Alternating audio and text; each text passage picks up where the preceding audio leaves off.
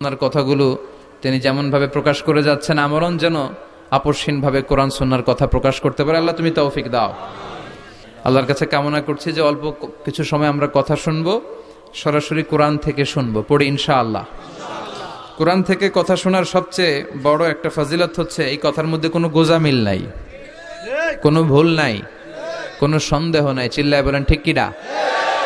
এবং কেউ কি এই কোরআনের ব্যাপারে কোনো সন্দেহ, কোনো ভুল, কোনো ইনকনসিস্টেন্সি প্রমাণ দিতে পেরেছে? পারে নাই, পারবেও না। This is the book whereof there is no doubt, no suspicion in it, and a guidance to those who are muttaqin. আল্লাহ বললেন যালিকাল কিতাব লা রাইবা ফি হুদাল লিল মুত্তাকিন। এটা এমন বই যে বইয়ে কোনো ভুল নাই, কোনো সন্দেহ নাই, এবং মুত্তাকিনদের জন্য হেদায়েতের গাইড বুক করে এই বইটারে পাঠালো কে? আল্লাহ। এজন্য এই বইটা আমরা বুক সেলফের একেবারে উপরের তাকে রাখবো, যাতে ধুলা বালি আর মাকড়সার বাসা এটা ময়লা হয়ে থাকে। হ্যাঁ, কোথায় রাখবেন? একেবারে হাতের কাছে রাখবো, হাতের কাছে রাখবো। পৃথিবীর সবচাইতে নন্দিত এই কিতাবটা আজকে সবচাইতে বেশি নিগৃহীত, উপেক্ষিত। বুক সেলফে রাখে, তাও একেবারে উপরের তাকে, কারণ বছরে 1-2 বার কামে লাগে। কেউ মরলে, কথা বলেন, মারা গেছে, এখন সামনে বসে বসে কোরআন তেলাওয়াত করতে হবে। কোরআন এসেছে জীবিত মানুষদের জন্য। কোরআন নিজেও জীবিত কিতাব, আলোকিত করেও জীবিতদেরকে। চিল্লায় বলেন ঠিক কিনা? কিতাবুন হাই, জীবিত কিতাব, ওয়াকিং এনসাইক্লোপিডিয়া, চলমান বিশ্বকোষ। যাই জিজ্ঞেস করবেন তথ্যের সম্ভার, তথ্য উপাত্ত আর ইনফরমেশন এই কোরআনের ভেতরে আছে না নাই? মানব সমস্যার সব সমাধান আছে। এজন্য এই বইটাকে বলা হয় দ্য প্রবলেম সলভিং মেথোডোলজি। এই কোরআন আপনার সব প্রবলেমকে সলভ করে দেয়। It's not a problem creating methodology. এটা জীবনের কোথাও সমস্যা বাধায় না। কোরআন কোথাও সমস্যা লাগায়? কথা বলেন, জট লাগায় নাকি জট খুলে দেয়? আলহামদুলিল্লাহ পড়েন। এজন্য কোরআনের সাথে যেন আমরা সম্পর্ক বাড়াই। We should increase the attachment with the holy book Quran. যতই সম্পর্ক বাড়াবেন আপনার মর্যাদা বাড়াবে কে? আল্লাহ।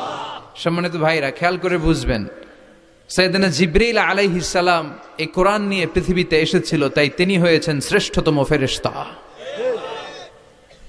রমাদান আল মুবারকে আল্লাহ তাআলা এই কোরআনকে নাজিল করেছে, তাই রমাদান হয়েছে শ্রেষ্ঠতম মাস। বিশ্বনবীর উপর আল্লাহ তাআলা এই কোরআন নাজিল করেছেন, তাই তিনি হয়েছেন বিশ্বনবী।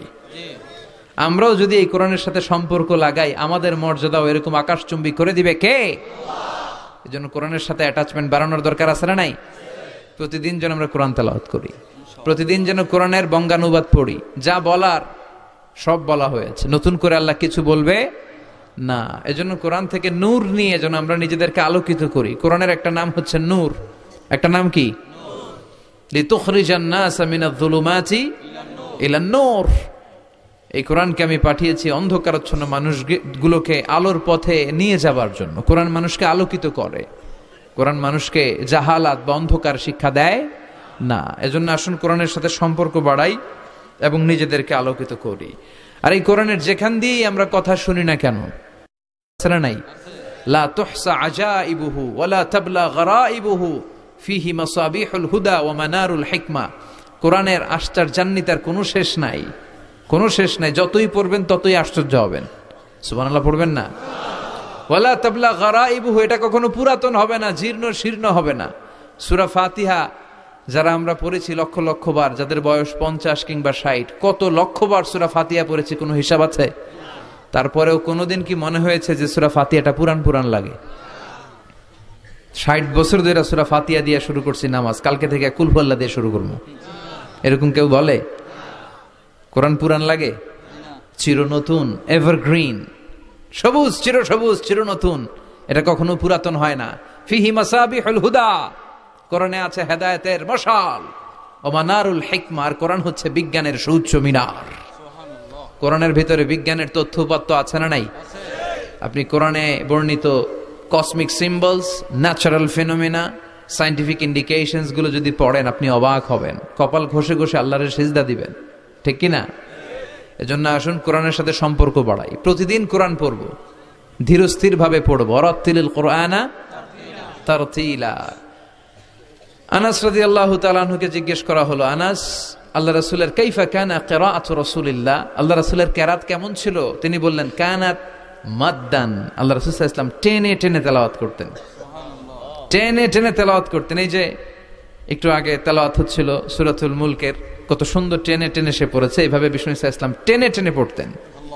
উম্মে সালামা রাদিয়াল্লাহু তাআলা আনহাকে জিজ্ঞেস করা হলো, কাইফা কানাত কিরাআতু রাসূলিল্লাহ ইয়া উম্মুনা, ইয়া উম্মানা, আমাদের মাতা, আমাদের প্রিয় নবীর তেলাওয়াত কেমন ছিল?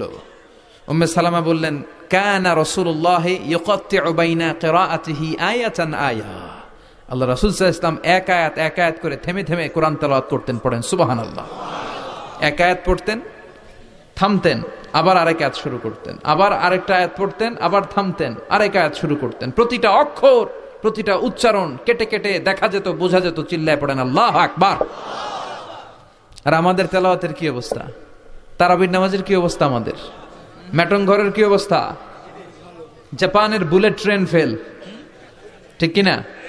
কোন দিক দিয়ে আযাবের আয়াত যায়, কোন দিক দিয়ে জান্নাতের আয়াত যায়, কোন দিক দিয়ে সূরা ইয়াসিন গেল, কোন দিক দিয়ে আর রহমান গেল, কোথায় সূরা ইউসুফ গেল, কেউই টের পায় না। রুব্বা কারি লিল কুরআন ওয়াল কুরআনু ইয়ালআনহু, কোরআনের অনেক কারি